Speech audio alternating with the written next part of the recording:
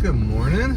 I'm heading to a fundraiser. This is the fundraiser for the drug and alcohol rehab center that I've been working for a really long time. They do a luncheon every year to raise money for the supportive housing program that they have. Every year I do a video that highlights a client that's kind of gone through the program and is on the other side. So this is a really great video this year. It's about a woman who kind of fled domestic violence, found a place to stay through this program, and now has her habitat house, which is really awesome. So excited to see that play in front of a big audience today. We have a video board, not a projector this year, which is great because it's kind of a really high contrast video. So I'm really excited to see it kind of full brightness, not dimmed down by projectors. So that's really exciting. It is Thursday, so I'm struggling to figure out, because most of my week this week has just been meetings and editing, and I'm not quite sure how to show you that. I'm not super comfortable pulling out a recording device during a meeting and kind of doing that. I don't want that to be a hindrance to what I'm doing. So I had my BNI meeting this week. Huge turnout. We had a big visitor day, which is really cool. A lot of people, a lot of different industries. So I think we might have some extra work there. And through BNI, I met kind of one of the white whales for what I've been thinking making this work locally is getting in with a website SEO person. And there was a website and SEO guy that I've been introduced to through one of the guys at my BNI chapter. So I had coffee with him yesterday, and he basically wants to kind of slot me in to his offerings, basically as a white label provider. So I spent a good part of the afternoon trying to figure out what those kind of packages might be. He does a lot of work with restaurants, which is something I've tried to break into before. And I hear a lot of people say, like, we're all kind of at a race to the bottom, and I totally get that, in kind of cutting prices to make it just financially viable for some of these restaurants, especially restaurants where like the margins are just so thin, and wanting to provide kind of as much value to them as possible. One thing I find is that I'll charge a fair rate, but then, not hear from these clients for a year or two or ever, just because the margins on making video content like that just doesn't work for their businesses. So we're gonna do like a little experiment. One thing I got my start really through church, as I said, I think in another video. But the guy that ran the TV station at the church that I went to was the basically protege of the man that started the first film festival in Mississippi. So I was very quickly kind of introduced to the whole filmmaking or indie filmmaking world back then. This is probably, 2002, 2003, something like that. So I went to my kind of first film festival when I was in middle school. Actually, Craig Brewer, who ended up directing Hustle and Flow, and he did the Footloose remake as well as the Coming to America sequel, had his first feature at this particular film festival. And one of the ways I just got wrapped up into that whole world is we were in this old theater, and it was always in February, and kind of the coldest week in February, and the heat at the old theater went out.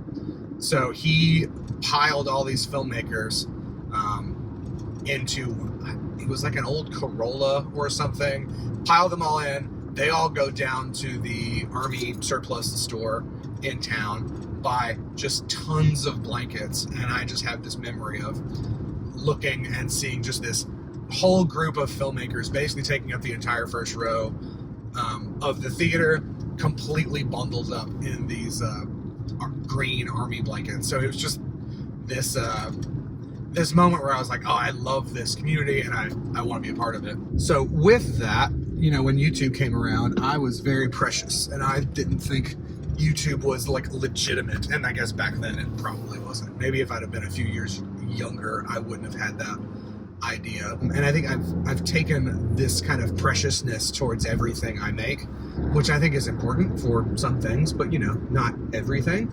So that's kind of the approach I'm taking right now. Not everything has to be custom. Not everything has to be like the greatest thing ever made. So basically what I did is I created a package of basically like pre-developed videos. So there's no real creative that has to be involved. It's like, do you want this type of video? Yes, perfect. What, you know, for the restaurants, what dish do you want to feature? And then I've basically got a script outline. That way we don't really have to waste a lot of time with all the pre-production and all the going back and forth. It's like, do you want this? Yes, boom, done. We can go from yes to shoot to kind of delivered video in the matter of days versus like going back and forth over weeks.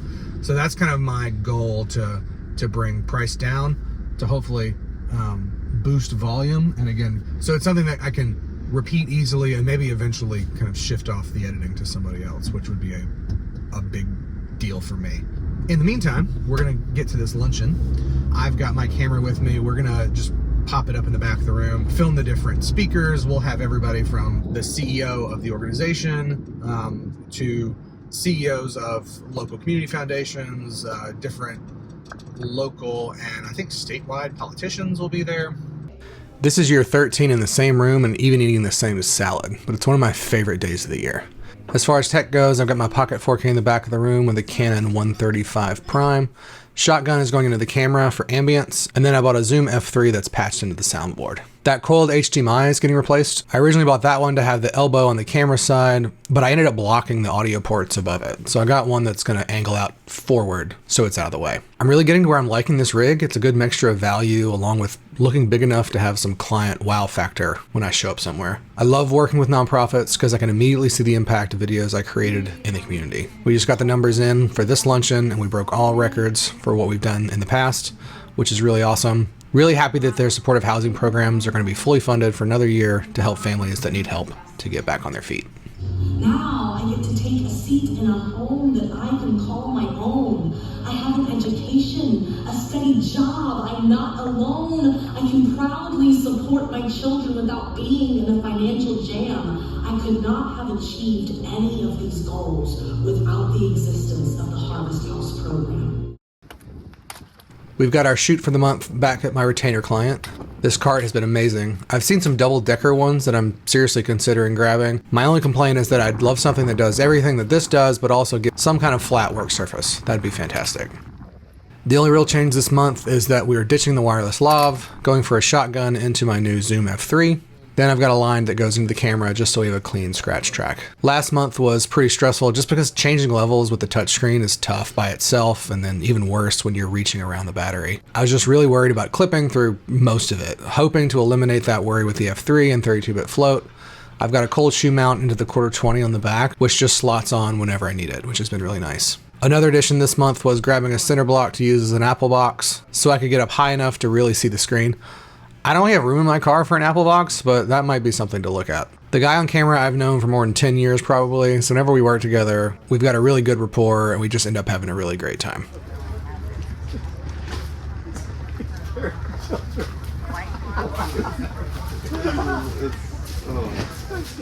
Here's a quick comparison between the lav and the shotgun. Let me know which one you prefer. Water is one of Florida's most precious resources, and managing it wisely is key to a thriving, sustainable landscape.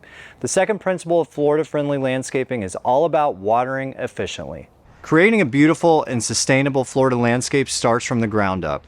Mulching is one of the simplest and most effective ways to protect and nourish your plants. Doing this vlog has been a good review process for comparing the audio and stuff like that. I'm pretty sure I shot this month's videos on a 35mm, and when looking at last month, it seems more like 50, which I think I prefer. We got our talent wrapped so he could get back to work. From there, we grabbed a big sheet of glass and shoved it down into a dirt pile to show all the different layers that are created between the topsoil, fertilizer, and mulch. This was a lot of fun. This was in full sun, so we've definitely got some glare, but I think it turned out pretty well. Got a little break while I wait for them to bring a truck over. We're gonna load some of these, I think these huge palm trees into one of their trucks. It's been a good morning so far. It's about 12 o'clock and we're about done. We're doing one more quick shoot for some short content that is going to be for their wholesale nursery. So this is for like landscapers that need lots of plants and they need them delivered. So we're gonna kind of fake it as if a wholesale customer is here and we're gonna load up a bunch of stuff. The whole glass in the mulch pile was super fun. I kind of felt, I don't know, almost like Indiana Jones doing the Cobra thing, which was pretty cool. Their initial idea was kind of animation, but I'm really glad we did it for real. So you could actually see the kind of water trickling down and all the different layers. I'm excited to see it on an actual computer, but pretty proud of how that came out. Well, yesterday I was leaving the plant nursery and I realized I recorded the entire clip with the camera facing the opposite direction, so that's a good time. That went really well. One thing I kind of wasn't expecting is to have kind of some of the creativity and you know, fun moments of experimenting with different things on kind of social content like that. But having that piece of glass in that mulch pile and messing around with kind of the like ant farm diorama kind of situation was a lot of fun. The addition of the Zoom F3 for recording audio, to me, for a one-man band, is game changer. Not having to worry so much about if audio levels were clipping or anything like that made this month's shoot so much easier and well worth the time to fly that boom pole. So I'm excited to hear what that sounds like once we actually get it into the computer and get it synced. It'll add like a little extra step in post, but honestly it's only like 6 or 7 clips, so it's probably not going to be that big of a deal.